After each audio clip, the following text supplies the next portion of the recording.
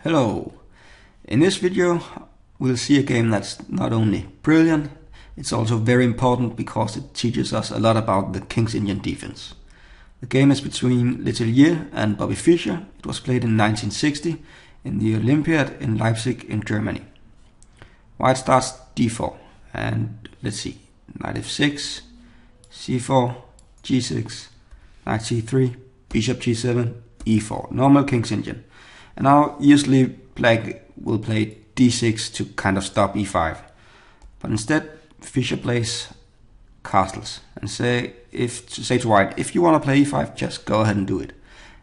And we'll see what happens if that happens, because that's what white played. He played e5. Fischer played knight e8. Now white tries to build this impressive pawn center, playing f4.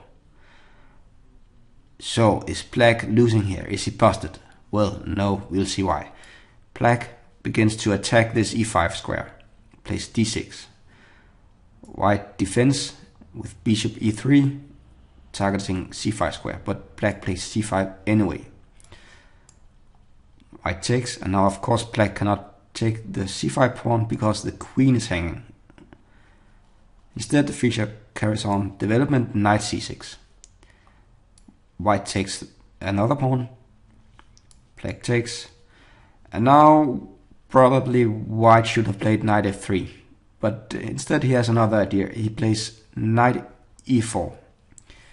He could also have considered something like e takes d6, but after knight takes d6, black is too far ahead in development and he's very good.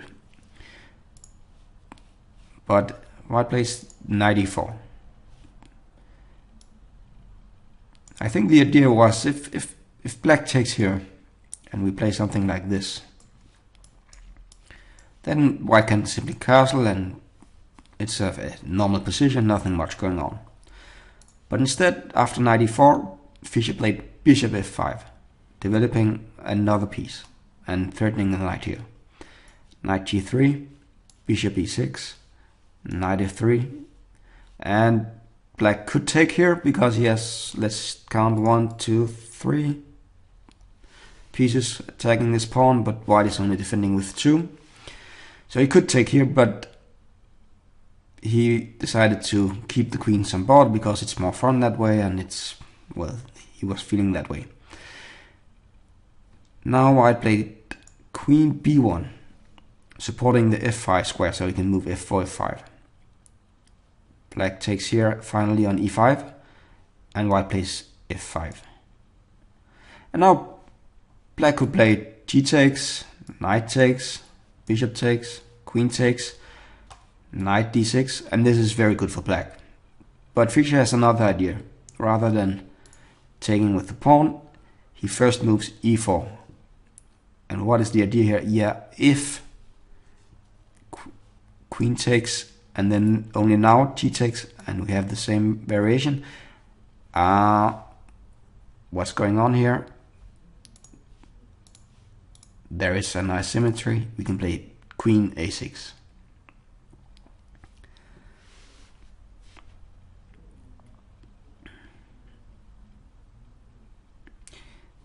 So after e4, white tried f takes.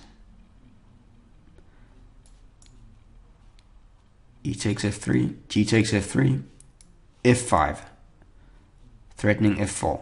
White stops it with f4, knight f6, bishop e2, rook f8, king f2, rook takes, rook e1, rook a2 e8, bishop f3, and here Fischer strikes. Can you find the move that he's going to play? What would you play if you were in his position?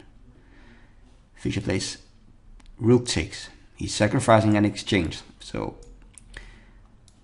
he sacrificed an exchange, but what is the follow-up here? There's a brilliant move here. You can have a few seconds to see it.